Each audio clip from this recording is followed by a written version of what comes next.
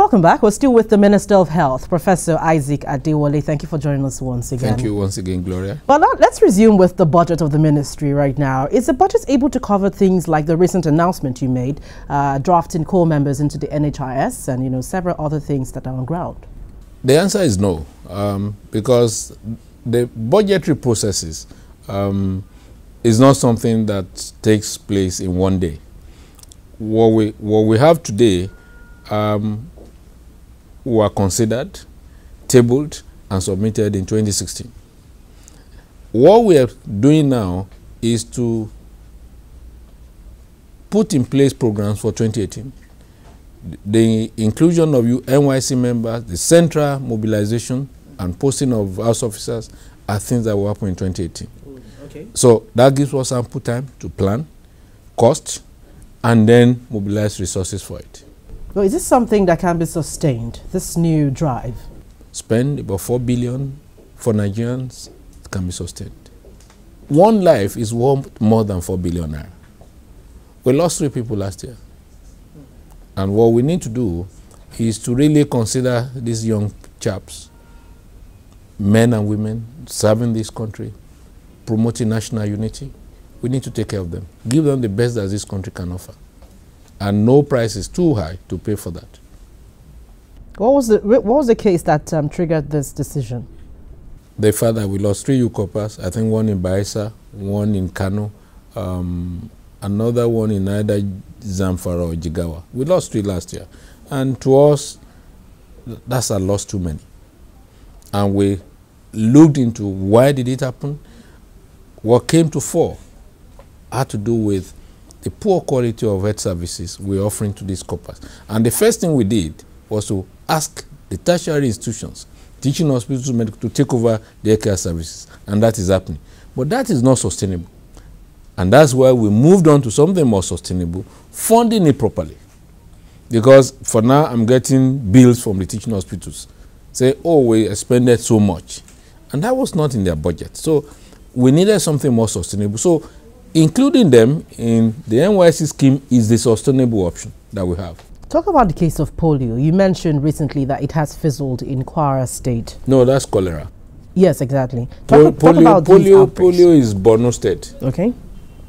So talk about how this can be curtailed in every other state in Nigeria. The issue of cholera is straightforward. Cholera occurs where you have contaminated water. The antidote to cholera is clean, safe drinking water. When we provide that for all our citizens, cholera is gone. And our approach is to say, let's be preventive. We can't be treating cholera, looking for IV fluids, radiation fluid, salt and sugar solution, all those things. To me, they're really begging the issues. What we need to do is ensure that we provide water. It's beyond health. We need interministerial collaboration.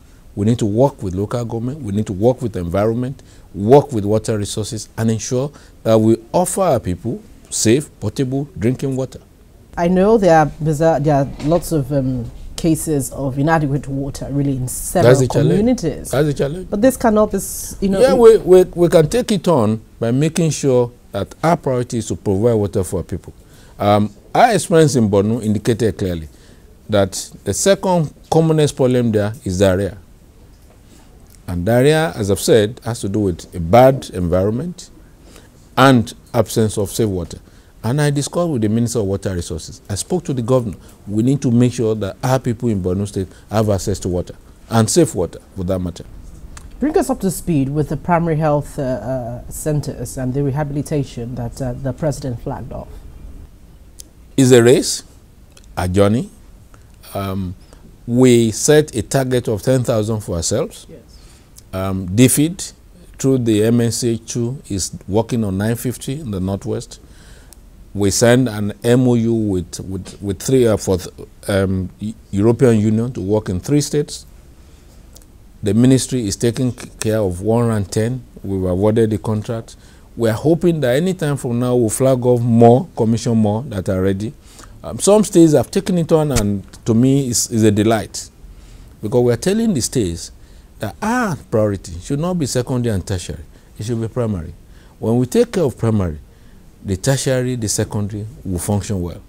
They will require minimal resources, because a larger number of our people will go to the primary care centers. We are also taking care of some in the 2017 budgetary appropriation. I had a meeting with the SSA to Mr. President on SDG yesterday. She's also going to support some. The wife of the Senate President is supporting some, one per state. I think we're moving on. What we are doing now is to establish a dashboard in partnership with the MPCD. And I can tell you in the next couple of days, we will be able to give you an accurate figure. And every month, we'll tell you as we move on where we are. Since that rehabilitation that we saw of the hospital, of the primary health center in January this year, exactly, how many more primary health centers have enjoyed similar attention? 100 centers have enjoyed similar attention. From us. Since then. From us. Since then. Since then, from us. That's from us. Federal. When I say federal. Yes. The European Union since then is working on 774. Tell us the exact number of rehabilitation work that has gone on since then. Well, I do not want to give you figures that are not precise.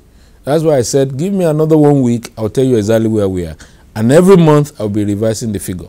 And if you walk into my office, you'll see a dashboard that will tell you where we are.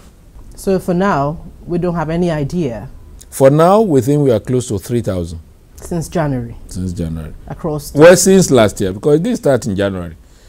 Mr. President flagged off the Kuchingoro, yes, symbolically, exactly, to show federal government commitment. But we are close to 3,000 across the country. But Kaduna did 255. They've assured me they'll do another 255 this year. The minister of FCT told me it would do about 200. So I think the last count, we were about 3,000. But I will be more precise in another week. Call me in a week's time and say, Minister, how many do we have? I'll tell you. Call me every month, I'll tell you where we are. Thank you very much. Thank you. Professor Isaac Adewole, thank you for coming on Dateline Abuja. Thank you, Gloria. Thank you.